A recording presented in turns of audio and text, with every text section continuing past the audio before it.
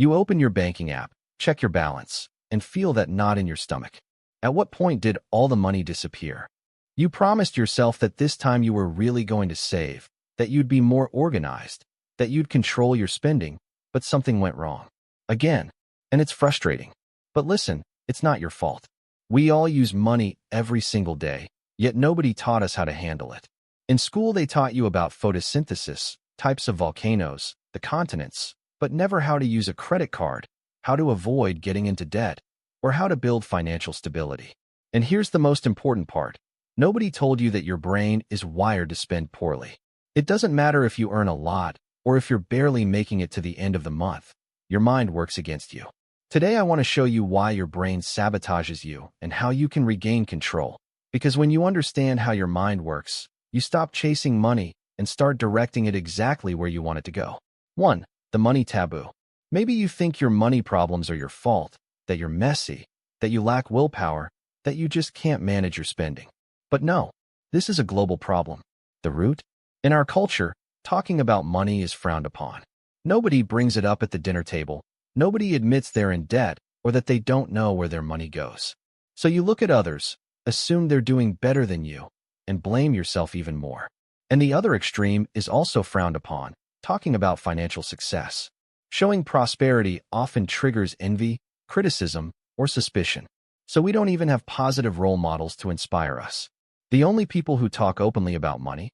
The online gurus renting cars, selling magic formulas, and promising get-rich-quick methods. And that only worsens the taboo. And in case you think this only happens in poor countries, look at this. In the United States, one of the richest countries in the world, 37% of people wouldn't be able to cover a $400 emergency. We're not talking about extreme poverty. These are people with formal jobs who still can't handle an unexpected expense. It's like jumping into a pool without knowing how to swim and then blaming yourself for drowning. 2. Would you give your money to a stranger? Why is saving so hard? Why is it so difficult to think about the future? Because, strange as it sounds, to your brain, your future self is almost like a different person. In a Stanford experiment, when people thought about themselves 10 or 20 years into the future, their brain reacted the same way it did when thinking about a stranger. That's why saving feels like giving your money away to someone you don't even know. And of course, the present you always wins, the one who feels, who's hungry today, who wants a treat right now. Your future self can't protest or defend itself. It's not your fault, it's biology. Our ancestors lived day to day. Thinking about the future didn't help, surviving today did. That's why we fall into those absurd patterns. The first week we spend as if nothing matters, and the last week we're counting coins. We're terrible at negotiating with tomorrow when temptation is right in front of us. 2 things can help. Visualize your future self. Imagine their life, their home, their peace of mind. The more real they feel, the more you'll want to help them. Make decisions in advance. Set up your paycheck so a portion automatically goes to savings. Decide before temptation hits. Sometimes eliminating options is exactly what gives you freedom. 3. The plastic that numbs the pain. Paying with cash hurts. Literally. Studies show that handing over bills activates the same part of the brain that processes physical pain. But when you pay with a card or your phone, that pain shuts off. You don't feel the loss. And that changes everything. That's why Amazon, food delivery apps, online stores, and casinos design payment systems to be so easy. The less you feel, the more you spend. In an MIT study, people were willing to pay up to double for the same product just because they were paying with a card. Double. And if you add the famous 12 interest-free installments, the trap is complete. The pleasure is today. The cost is pushed onto your future self. 2 key rules.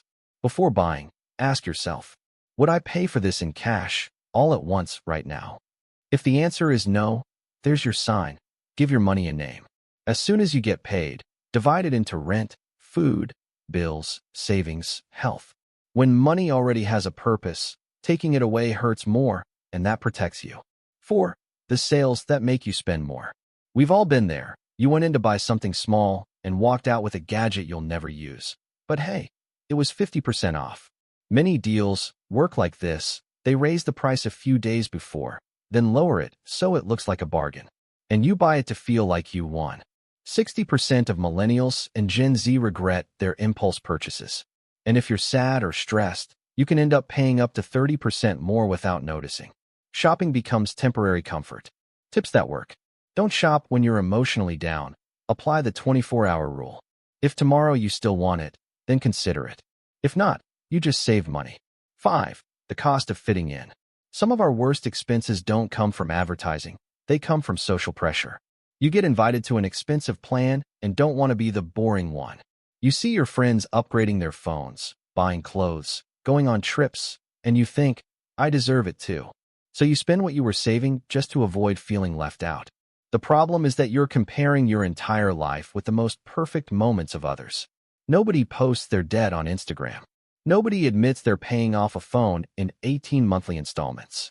To escape that trap, define your priorities. If traveling is your priority, put your money there. If your goal is saving for a house, you may need to say no to certain outings. Spending to fit in is one of the most expensive ways to buy acceptance. 6. The price of not knowing. Debt doesn't start when you sign a loan. It starts much earlier. It starts when you don't have a budget, don't have savings, don't understand interest, or don't have an emergency fund. Life will always throw surprises. And if you're not prepared, debt becomes your only option. That's how the cycle begins. Every month you pay more interest and live worse. Even worse, financial uncertainty ruins your mental clarity. In one experiment, simply imagining an unexpected expense caused people with low incomes to perform worse cognitively. Their minds shut down. The real way out includes learning basic money skills, setting clear goals, making a budget, building an emergency fund, paying off expensive debt, protecting yourself from scams and fake gurus.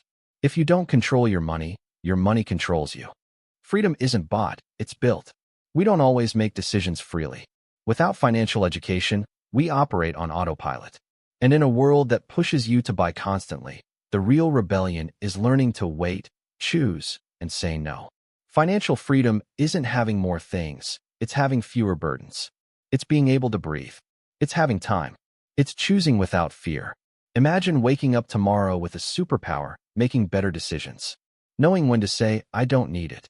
Saving without feeling deprived, and spending without guilt. That superpower exists. It's called financial awareness. And it can be trained. Life isn't about accumulating more and more. It's about removing what gets in the way so you can see what truly matters. The best time was yesterday. If you save $100 a month from age 20 to 60 at a 10% annual return, you could end up with over $600,000. If you start at 30, you lose about $400,000. That's the price of waiting. Maybe you want to teach this to your kids, but at 20 they won't understand it. You can. The best time to start was 20 years ago. The second best time is today.